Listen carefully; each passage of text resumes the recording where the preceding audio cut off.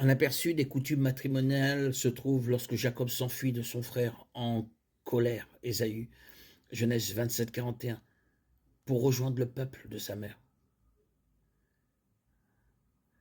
En arrivant chez son oncle Lavan, Jacob tomba instantanément amoureux de sa cousine, Rachel, Genèse 29, 18.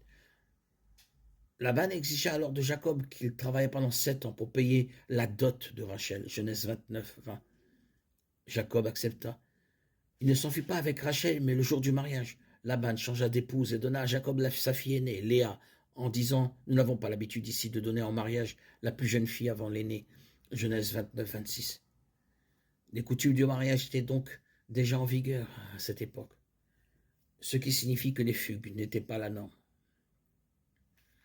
Dieu a créé le mariage. Dans le jardin d'Éden, il a amené Ève à Adam et les a unis comme mari et femme lors du premier mariage, Genèse 2, 21-24. Le mariage a toujours été d'une importance extrême pour Dieu et mérite donc d'être célébré. L'une des raisons pour lesquelles il le déteste est que le Seigneur lui-même est témoin de chaque mariage, Malachie 2,14. À l'époque de Jésus, les mariages étaient des célébrations grandioses qui duraient souvent plus d'une semaine avec des festivités et des danses. L'idée d'une fugue était étrangère à une telle culture. Une fugue implique une certaine désapprobation de la part des familles. Les raisons habituelles pour lesquelles on s'enfuit sont d'éviter l'embarras si la mariée est déjà enceinte, de contourner la désapprobation des parents ou simplement d'éviter tout le tapage entourant la plupart des cérémonies de mariage. Cependant, de nombreux couples qui se sont enfuis regrettent plus tard l'absence de photos et de souvenirs. Ils ont souvent le sentiment d'avoir privé leurs amis et leurs familles du privilège de participer à leur journée de joie.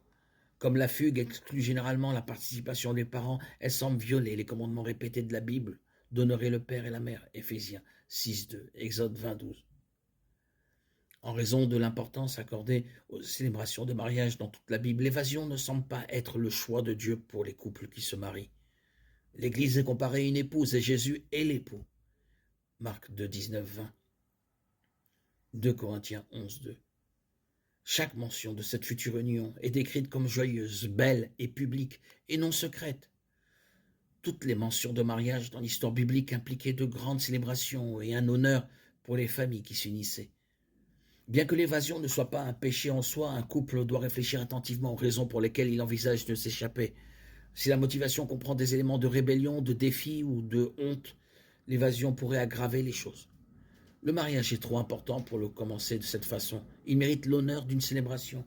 Il peut y avoir des situations dans lesquelles un couple chrétien souhaite se marier, mais parce que leurs parents font partie d'une fausse religion ou qu'ils désirent marier leur enfant à quelqu'un d'autre. Le couple alors peut considérer la fugue comme leur seule alternative. Mais de telles décisions ne devraient être prises que lorsque toutes les autres tentatives de raisonnement et d'appel aux parents ont été épuisées.